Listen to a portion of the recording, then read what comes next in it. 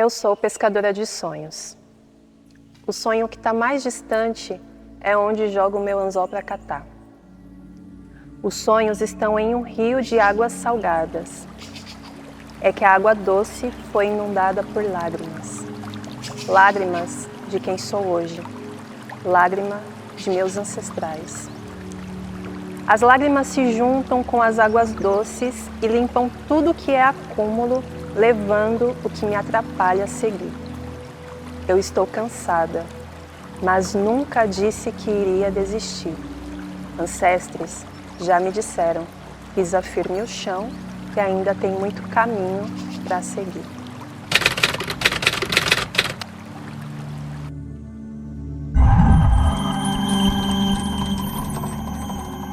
Emoções, né, que às vezes reprimem dentro da gente, ficam ali e acaba atrapalhando, né, esse caminho, no sentido de que a gente acaba se fechando muito nas dores, muito no sofrimento e se fecha para possibilidades, né, para se abrir para a vida, para seguir em frente e para seguir um legado mesmo, né, da nossa ancestralidade. Aí é sempre importante falar que ancestralidade não é a mesma coisa que antepassados. Né? Aí quando a gente está falando de ancestralidade, a gente está falando de fato esse povo vitorioso, né? Esse povo que venceu. E essas lágrimas também têm muito a ver com a minha orixá, Oxum, né? Com Oxum que eu aprendo a importância de desaguar, sempre que possível, sempre que necessário, não ter problema com o choro, né? O choro é de fato uma limpeza. Como que você lida com o trabalho das sombras? O que você faz? Então, é bastante interessante porque esse poema ele surgiu, o nome dele é Caminho, né? E ele surgiu, e eu digo que ele surgiu porque de fato não foi em um dia que eu estava pensando, hoje eu vou sentar e escrever um poema, hoje eu vou sentar e vou falar sobre algo. Na verdade era um dia bastante difícil, né, porque eu morava em Foz do Iguaçu e o meu processo em Foz do Iguaçu foi um processo bastante difícil, bastante de muita solidão, em muitos sentidos, né. Uma solidão de não identificação com a cidade, uma solidão de não identificação com aquelas pessoas da cidade. E solidão mesmo, né, de ter pessoas. Mas foi também nesse processo de Foz do Iguaçu que eu pude me conectar a todas as minhas sombras, né? E profundamente, né, de precisar acessar um lugar que eu nunca quis olhar, que eu nunca quis enxergar, né. E foi nesse processo de não ter como escapar, de não ter como correr, né, de me conectar a esse lado mais sombrio e mais obscuro, né, que envolve, né, um trauma profundo, né, um trauma de infância, né, de muita dor, que eu percebi que acessar a sombra é uma forma de libertação de si. E de, inclusive, às vezes você conseguir perceber que a sombra que você está carregando fragmentos de sombra que nem é sua. E isso é uma influência energética muito negativa, que acaba colocando a gente muito para baixo, que acaba colocando a gente num lugar de estar sempre nutrindo a sombra do outro, né? Deixando de olhar para a nossa, nutrindo a sombra do outro e dessa forma vendo tudo muito negativo e ter picos, né, de adoecimento espiritual, emocional, né? Então acho que acessar as minhas sombras foi muito positivo nesse sentido, né? E eu lembro que na época uma das pessoas que moravam comigo, quando eu passei por esse processo, foi um processo de muita dor emocional, mas também de muita cura, ela indicou para mim uma leitura de Bell Hooks, né? E num trecho desse texto de Bell Hooks, que eu não vou lembrar o nome agora, mas é de um livro que que ela passa 9 ensinamentos. E aí, nesse texto que eu estava lendo, né, a Bell Hooks fala, né, que quando você passa por um trauma, né, do tipo do trauma que eu passei na infância, a pessoa que está fazendo isso, né, ou essa energia que está fazendo isso, é uma tentativa de roubo da sua alma. É a tentativa de roubo da sua essência, né. Então, acho que por isso que para mim foi muito importante essa conexão, né, e essa conexão com essa sombra, porque eu percebi que de fato eu estava fugindo da minha essência, né? E depois desse processo, a cura veio de maneira muito forte e foi a partir disso que eu me conectei profundamente com a minha espiritualidade e consegui fazer melhor, inclusive, essa distinção, né? Do que era de fato meu, do que de fato era minha espiritualidade. Esse processo de influência energética, ele é muito importante você fazer essa percepção. Mas como é que você faz essa manutenção, esse processo de cura, quando você se sente muito influenciada pela energia externa? Sempre voltar em mim mesma, né? Aí eu desenvolvi algumas práticas, eu acho que o tarô me auxiliou muito nisso também, porque como eu sempre tive essa abertura mesmo, né? Eu gosto de dizer que eu sou uma mulher oráculo, porque eu utilizo hoje em dia, a minha ferramenta é o tarô, né? Mas desde criança eu sempre tive muita sensibilidade, né? Eu sempre vi coisa, eu sempre ouvi coisa, eu sempre olhava para as pessoas e já conseguia fazer uma distinção de se a pessoa estava vibrando ali num campo ruim, assim, aí me senti mal, e aí, né? Só que isso sempre foi muito reprimido, porque eu cresci na igreja evangélica, né? Evangélica pentecostal. Então, aí, né, toda a confusão e toda a complexidade, né? E eu não podia, né? Não pude desenvolver isso, né? Então, o tarô me trouxe essa possibilidade de conseguir confiar, né, mais na minha intuição, conseguir entender que a minha visão, né, oracular é extremamente assertiva, assim, né? E aí também comecei a incluir outras questões que às vezes a gente não pensa muito, igual alimentação, né? A alimentação influencia muito, meditação influencia muito. Eu lembro que nessa época também que eu estava passando por esse processo de cura, a yoga me ajudou muito também, né? Me conectar a referências que me fortalecem, né? Então foi nessa época também que eu me conectei profundamente com a filosofia africana, né? Me conectei com os ensinamentos de Kemet, né? E já estava nessa busca também, né? Já tinha ido para o Candomblé na época e já tinha essa noção, né, de que tinha uma orixá ali que me encaminhava, né? Então também tinha essa prática de chamar por essa força, né? Quando em momentos de mais desespero, mas também a roça que eu frequentava era em São Paulo e eu estava em Foz do Iguaçu, então não tinha muito como, né? Mas é isso, e sempre trazer de certa forma alguns símbolos para me auxiliar. Então eu me utilizei muito do símbolo da serpente, né? Então acho que um pouco disso, assim, hoje em dia eu tenho, né?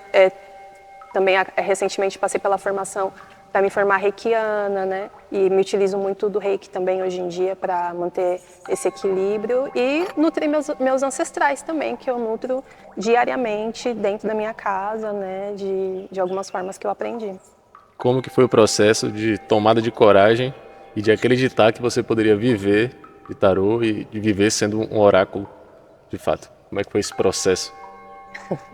Então, esse processo veio depois dessa fase da cura pós-conexão com essa sombra, né, profunda. E eu cheguei aqui em Salvador, e aí, na época, né, essa mãe de santo, que era dessa roça que eu frequentava, ela falou para mim, ela falou assim, olha, você está indo para Salvador. Salvador precisa estar muito atenta, porque é muita energia. Ou você vai tirar de letra, né, vai entrar no fluxo e vai fazer parte de fato, ou você pode entrar em desequilíbrio. Então você tem que ficar bastante atenta, porque Salvador não é brincadeira. E de fato, né, quando eu comecei a frequentar, né, os espaços e perceber, sentir, olhar, falei, caraca, realmente, né, muita energia. Só que é isso, né, como eu fui trazida para cá, né, pelo meu Ori, e isso já foi confirmado algumas vezes, que meu Ori que me trouxe para Salvador, porque é aqui que eu iria prosperar.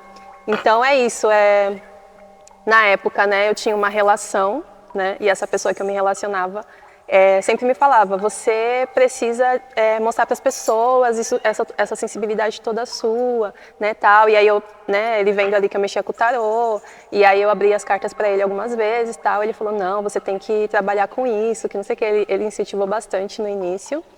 E também teve um encontro que eu tive com uma taróloga que eu admiro muito, né, que é a Benaia, da Minona Ancestralidade de Cura.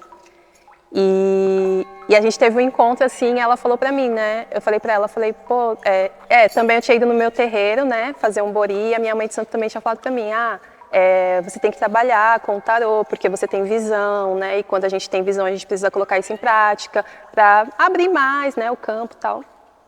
E aí eu fiquei meio assim, porque eu já estava entendendo que era uma cobrança aí que estava chegando da espiritualidade a partir de outras pessoas, né?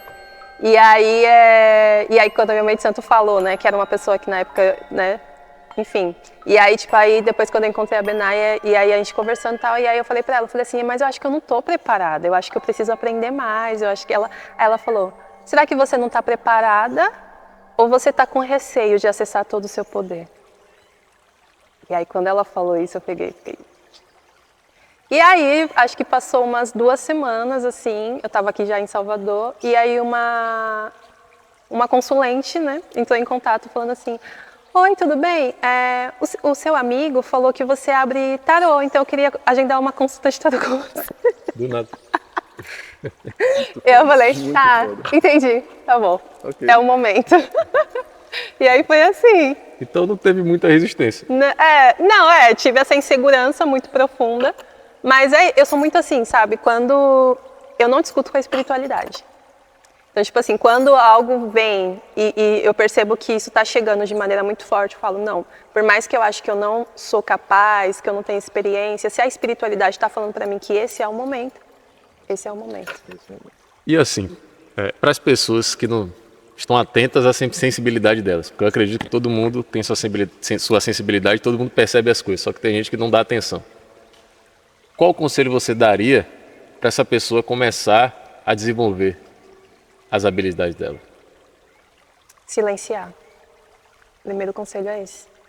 Porque a gente vive num mundo de muita informação.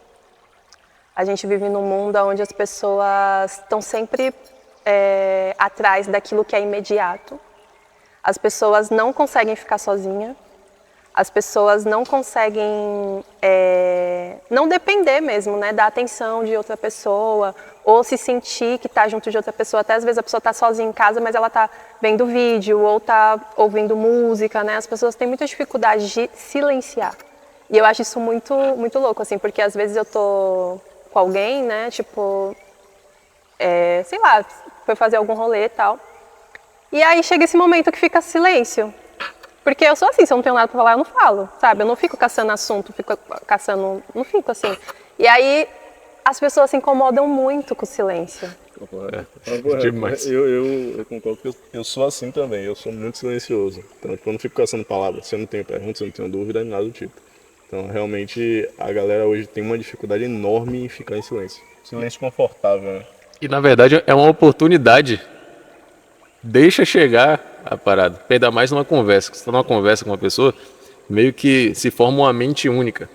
E às vezes é um tempo de silêncio mesmo, que aí alguém vai receber alguma coisa e vai continuar no fluxo que tem que continuar. Sim, e acho que o silêncio traz essa oportunidade da gente chegar além do óbvio, né? Quando chega no silêncio, as pessoas ficam desesperadas porque é isso também, né? As pessoas estão muito acostumadas a performar, para parecer atraente, para parecer mais interessante, né? Então existe ali toda uma performance, né? Que as pessoas fazem. Não é que a performance seja necessariamente algo ruim, mas você não pode performar o tempo todo, né? Senão fica algo meio cansativo, né? Tanto para você quanto para quem tá vendo também. E aí eu acho que o silêncio é essa oportunidade mesmo, né? De você poder deixar a pessoa entender quem você é a partir desse momento e a partir de uma percepção dela também, assim, né? E dessa energia que se estabelece também, né? A partir do momento do silêncio. Mas eu acho que as pessoas se sentem bastante vulneráveis, né, a partir do silêncio. E é tanto que as pessoas têm dificuldade de ficar em silêncio consigo mesmas, às vezes até para não acessar sombras, né? Às vezes para não acessar memórias e lidar com verdades, né? Os próprios pensamentos. Sim. E como você lida com os seus pensamentos? De maneira, hoje em dia, muito mais tranquila, por conta dessas ferramentas que eu utilizo, assim, né? Mas é babado, né? Vamos de top 3. Top 3 práticas que você tem que realmente te ajudam nisso. De forma prática que as pessoas podem reproduzir. Rezar para meu Ori. E rezar para o Ori é isso, é você reverenciar a sua cabeça, né? Reverenciar a sua cabeça de maneira a entender que você é uma pessoa que está aqui porque você tem um propósito, porque você tem um legado. Então, com os erros e com os acertos, você está caminhando, você está sendo direcionado e é importante que você agradeça isso, né? Agradeça a sua vida, agradeça a sua lucidez de estar nesse mundo que é um caos, né? Que é difícil, né? Passar por aqui, mas a gente está conseguindo passar, né? E passando bem, passando vivo, né? Então é importante reverenciar, saudar a cabeça. E isso, claro que vem muito do meu culto também, né? Do meu culto tradicional iorubá.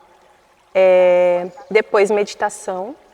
A meditação me ajuda muito. E hoje em dia a aplicação de Reiki. A autoaplicação.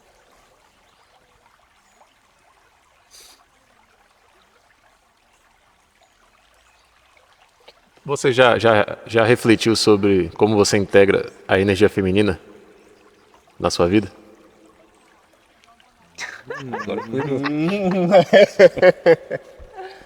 Rapaz, é muito complexo porque eu acho que eu não integro. Eu acho que eu sou muito essa energia feminina. Eu sou muito feminina. Às vezes eu tenho dificuldade de integrar a energia masculina, que é essa energia mais objetiva, assertividade, não ficar, porque é isso, eu sou muito intuitiva, eu sou muito sensível, eu sou muito emocionada, eu sou muito cuidadosa, eu sou muito, sabe? Acho que energeticamente falando mesmo, a energia feminina ela pode sim em alguns momentos ser mais disruptiva, né? Ser mais, às vezes até violenta mesmo, né? Em Kemet a gente tem Sekhmet, né? Que é uma energia feminina. E Sekhmet é poucas, assim, sabe? Quando chega um momento que ela acha que as coisas estão saindo de uma forma injusta, é sangue, sabe? Então, eu acho que a energia feminina ela é bastante ampla. Só que é isso, pelo fato de eu me encaixar nesse estereótipo da feminilidade mais doce, vamos dizer assim, as pessoas elas confundem e elas se iludem também.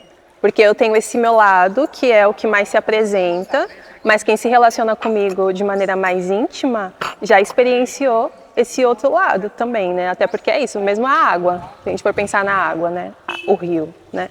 A gente pode olhar o rio ali e achar que o rio tá calmo, mas se você entrar, você pode ir embora, né? Então, as pessoas têm esse olhar, às vezes, sobre mim de maneira muito... Ai, ela não faz... Ai, ela é muito boazinha. Ai, ela é muito... Ai, muito... Eu posso dominar, eu posso enquadrar. Só que aí quando a pessoa começa a se relacionar comigo, aí ela se... Aí quando chega nesse momento dela acessar essa outra face, ela se assusta. Na maioria das vezes se assusta e tem dificuldade de lidar. Porque não pode controlar. Em qual momento, assim, você consegue... Você é a energia feminina, mas em qual momento você consegue agir com a sua energia masculina? Tem algum momento da sua rotina assim? Então, acho que eu tô aprendendo. Eu tô aprendendo. Com a energia masculina eu tenho um pouco mais de dificuldade mesmo. Eu tô nessa fase mesmo de aprendizado. E aí eu acho que uma coisa que eu consegui fazer bastante, que as pessoas costumam associar ao masculino, né, é esse lugar mesmo de impor limites. E de maneira muito fria, assim. Acho que agora eu consigo fazer isso com mais assertividade, porque antes eu tinha bastante dificuldade, sabe, de dizer não, né? Era bem mais permissiva por estar muito nesse lugar mesmo de, eu preciso sempre estar acolhendo, né? Acolhendo o outro, acolhendo as emoções do outro, acolhendo as sombras do outro, né? Mas depois é isso, né? Depois desse processo de autoconhecimento e de entender que eu tenho a minha sombra para lidar, não tem como eu estar sempre nesse lugar de cuidado do outro, né? Porque se eu fico sempre observando e olhando o outro para cuidar do outro, eu deixo de cuidar de mim, né? Eu perguntei isso porque eu enxergo na sociedade, nas mulheres, nos homens, essa dificuldade de entender a feminilidade como poder. Não, Ian. Eu acho que todo mundo associa a feminilidade com fraqueza, quando na verdade é justamente ao contrário. As pessoas não entendem que existe o lado sombra da feminilidade e o lado luz da feminilidade. Assim como o masculino. Exato, o ponto fraco e o ponto forte. Sim. E eu vejo a sociedade negando isso. Todo mundo supervalorizando o masculino sem entender que muitas das pessoas estão no lado sombra do masculino também. Mas é isso, né? Resquícios do patriarcado, né? Que aí é como se fosse uma revolta energética, onde tudo se desequilibra. Tudo. Não só o feminino, o masculino também. E por isso que a gente vive nesse caos, né? Nesse mundo em desequilíbrio, né? Porque pensando nas sociedades matriarcais, né? As coisas aconteciam de maneira mais equilibrada, né? Porque não era nesse sentido de que mulheres mandam em homens e os homens têm que fazer o que as mulheres querem, não. Era no sentido mesmo da complementariedade, né? E de entender que a gente precisa de nutrição, né? E querendo ou não, se a gente for pensar, né? Agora pensando mesmo no sentido físico, né? Entre homem e mulher, quem tem mais capacidade de nutrir? Mulher. Cuidar da mulher. E isso é muito importante. Não tem nem como comparar. Assim, vamos colocar assim.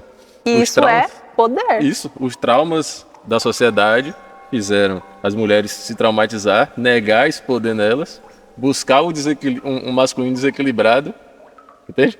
E aí o que fez os homens buscarem um feminino desequilibrado, e hoje a gente vive numa inversão de polaridade. Na verdade, os homens nem de buscar, né? Na verdade, os homens de negar, né? Os homens, uma parte dos homens negam e a outra parte só busca isso. Então, ou o cara fica muito feminino, ou o cara vira um brucutu. Não existe equilíbrio. Não existe equilíbrio, não existe mais a essência da pessoa ali. Existia uma pessoa ali antes de tudo isso, antes de todas essas referências. Mas a partir do momento que ele se desequilibra, ele vai buscar uma coisa que é preferência de outra pessoa, e aí vai tudo pro espaço. E aí, assim, você me corrige se eu estiver errado. Eu vejo que a feminilidade, a energia feminina, ela vem muito quando ela se sente segura com a situação. E aí, você não está se relacionando, certo? E você está continuando sendo feminina. E eu associo isso à sua segurança que você tem na espiritualidade. A sua segurança não precisa estar relacionada a uma pessoa. Faz sentido para você? Essa segurança que você tem na vida, no universo, faz você ficar tranquila em ser a sua naturalidade. E eu sempre gosto de dizer isso, assim, né? Às vezes as pessoas não entendem por que eu gosto de fazer uma distinção entre espiritualidade e religião, né? Porque às vezes você está numa religião, mas você não é uma pessoa que conhece a sua espiritualidade, né? Porque a religião ela é importante, né? A gente sabe que tem esse papel de identificação, de comunidade, né? Da gente aprender ali dentro da religião, né? Às vezes o culto mesmo, né? Ritualísticas que são importantes para o nosso dia a dia também. Mas, por exemplo, muitas pessoas entendem isso só dentro da igreja, do templo, do terreiro. E quando chega na sua casa é seu templo? Como que você se sente dentro da sua casa? É aí que começa, de verdade, né? E aí, a sua casa, que é algo externo, como que você se sente dentro de você? Né? Como que você alimenta, né, a sua energia, como que você alimenta seu ori? Aí, de novo, por isso que eu gosto muito de trazer ori, porque às vezes as pessoas acham que é importante só nutrir, alimentar e cultuar o orixá, né, que é importante também. Mas o nosso ori é o nosso primeiro orixá. Que é isso, que faz parte da nossa essência, que faz parte de quem a gente é, e é ele que está direcionando a gente aqui, para a gente seguir o nosso caminho, né? O caminho que precisa ser seguido. Claro que eu estou falando de maneira bem genérica também aqui, tá, gente? Mas é isso, né? O nosso primeiro templo tem que ser o nosso corpo, né? O nosso primeiro templo tem que ser a gente com a gente mesmo, né? E como que a gente cuida desse corpo, né? Como que a gente nutre esse corpo, né? Porque nem tudo que a gente acessa, nem tudo que a gente come, né? Nem todas as conexões energéticas, energia também é muita coisa, existe energia boa, existe energia ruim, às vezes as pessoas acham, não, me conectei energeticamente, sucesso, vamos lá. Às vezes você está se relacionando com pessoas, trocando com pessoas, que depois isso vai chegar na sua conta também energética, assim, né? Então é isso para mim tudo isso é autocuidado, sabe? Autocuidado, autoconhecimento, Então, e isso faz parte da espiritualidade. E espiritualidade é a sua singularidade, a sua, vamos dizer assim, identidade cósmica, sabe? E é muito importante para qualquer pessoa, assim, né? Cuidar mesmo. Eu faço a pergunta não só para homem e não só para mulher, porque eu sinto às vezes a necessidade das pessoas estar se relacionando para se sentir bem. Quando na verdade você precisa se sentir bem para se relacionar. O que você sente quando você está jogando tarô? O que você sente com o feedback positivo? O que você sente com a transformação que o tarô pode ter trazido para a vida de uma pessoa? Como que você se sente nesse momento? Olha, quando eu faço um jogo, é isso também, né? Eu sigo a linha do tarot terapêutico, exatamente porque eu não me identifico muito com essa leitura do tarot no sentido de jogo de sorte, vamos dizer assim, né? Então, as minhas leituras, elas duram no mínimo 1 hora, né? E é um portal que é aberto ali mesmo de conexão profunda, né? E é tanto que muitas pessoas que abrem as cartas comigo falam que se sente numa terapia como se estivesse passando com um psicólogo, né? E eu sempre falo, mas eu não sou uma psicóloga. Claro que a gente está aqui, né, nesse momento de troca, mas eu não sou psicóloga, mas de fato eu sempre tive, né, também esse lugar da escuta, né? E aí muitas pessoas falavam, você já pensou em fazer psicologia, né? Enfim. Mas é isso, é um momento ali de conexão muito profunda mesmo, onde está de fato aberto um portal de troca, onde às vezes eu abro as cartas para as pessoas que eu saio também super reflexiva, que eu falo assim, caraca, chega muitas pessoas que estão passando por situações que eu já passei, né? Então aí se torna até mais fácil, né? Trazer uma palavra, né? Trazer um encaminhamento. Então, de fato, esse momento de troca muito profundo, assim, sabe? E de estar aberto ali um portal. E aí, quando as pessoas voltam depois, né, de alguns meses com os feedback, e feedbacks muito nesse lugar mesmo de as cartas foram tão assertivas, nossa. Mas assim, pra mim, na Ori Oráculo, inclusive essa leitura tá aberta, né, a Ritos de Passar. Tem uma leitura que se chama Ritos de Passar, onde eu abro ela todo final de ano. E ela tem essa simbologia da serpente, né? A serpente que engole o próprio rabo. Que traz esse entendimento também de autofecundação, né? De você se autonutrir, né? De você abandonar a pele que já não te serve mais. Um trabalho que você pode fazer, você consigo mesmo. Você não precisa depender de outra pessoa, né? Para que isso aconteça. E é isso, acontece a Rito de Passar. Nossa, e é isso, a Rito de Passar completou 3 anos. E tem pessoas que estão abrindo a Rito de Passar 3 anos. E aí essas pessoas chegando agora e falando, nossa, Cici, a Rito de Passar transformou, né, a forma de eu viver esse ano, fiquei menos ansioso, né? E aí eu falo, era isso, assim, sabe? Porque às vezes chegam muitas pessoas também com relatos de que foi abrir o tarô e saíram mais ansiosos do que ficaram melhor, assim, né? Porque de fato às vezes tem algumas linhas de tarô assim que são mais fatalistas, né? Então as pessoas elas ficam mais ansiosas do que tranquilas, assim, né? E é isso, por mais que a gente está acessando o futuro, que eu entendo que o futuro é agora, a gente já está vivenciando o futuro, a gente já está construindo, experienciando o futuro, assim como a gente também está, de certa forma, conectado ao passado, então a gente pode conseguir transformar, ressignificar, né, situações que ocorreram, enfim. Então, quando essas pessoas voltam e falam, nossa, a Rito de Passar ajudou muito, me auxiliou muito a passar por um momento muito difícil, e vejo as transformações acontecendo mesmo na vida dessas pessoas, e aí é isso, eu como oraculista, tem pessoas que chegam até mim pela primeira vez, e eu abro as cartas, ou leio a energia da pessoa, e eu já recebo informações que eu não passo para a pessoa naquele momento, porque não é o momento dela saber. E aí, é muito massa quando passa 2 anos e aquilo que eu vi se concretiza, sabe? Então, tiveram umas 3 pessoas agora recente que isso aconteceu assim, aí eu falo, nossa, é de fato como se eu estivesse vendo o ciclo, assim, fechar, sabe? E é muito, muito bonito, assim, e aí eu entendo, falo, não, beleza, tô seguindo o meu propósito, tô construindo o meu legado e eu tô aqui para isso. Qual a importância do seu propósito para você? A importância do meu propósito é tudo, né? É isso, meu propósito é meu legado, né? Meu propósito é o legado dos meus ancestrais, é a continuidade da minha ancestralidade, que foi tão injustiçada, né? Silenciamento. Inclusive, eu sei do meu legado de cura da minha linhagem feminina, da minha família, né? Da minha família carnal.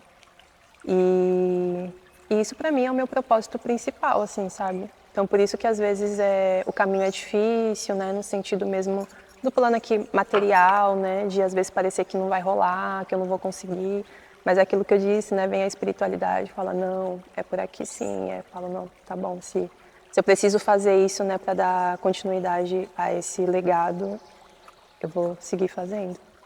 Pronto. E aí, primeiro eu gostaria de falar que você é uma pessoa muito corajosa por decidir viver nesse mundo que a gente vive através do seu propósito e através desse propósito. Eu imagino que demanda uma coragem muito grande para tomar esse caminho. Por isso que eu fiz essa pergunta. E eu queria dizer que eu te admiro por causa disso. E a leitura que você fez para mim foi maravilhosa, foi esclarecedora. E aqui vai ser eu quero que seja um portal para mais pessoas possam acessar isso. Inclusive, esse rapaz aqui já recomendei para fazer, porque é muito importante, sabe? É tecnologia também. São ferramentas muito poderosas que não são valorizadas pela sociedade. Então, gratidão por você estar aqui. E agora eu só gostaria de que você falasse aqui onde as pessoas poderiam te encontrar. Espaço aberto para você aqui. Axé, eu que agradeço também por estar aqui com vocês. Foi uma troca muito massa, uma conexão muito massa. Me senti confortável aqui de estar trocando essa ideia. E vocês me encontram na Ori Oráculo, @Ori Oráculo, que é a página, né, onde eu compartilho, né, conhecimentos, insights, né, desse lugar mesmo da espiritualidade e autoconhecimento. E lá já vai ter o link também que vai direcionar para o WhatsApp para agendar consultas e visualizar a leitura Rito de Passar, que está aberta, né, para essa virada de ano, fica aberta só até final de janeiro, né? E é isso, acho que o Instagram hoje em dia é a rede principal que eu divulgo o meu trabalho. E lá vocês têm acesso ao WhatsApp. Segue aí, curte, compartilha esse vídeo, porque é de extrema importância que essa mensagem chegue para novas pessoas. E dá uma seguida lá no nosso Instagram também. E o Coração da Tribo tá tudo aqui embaixo. Tá? Tamo junto. Axé. Fechou.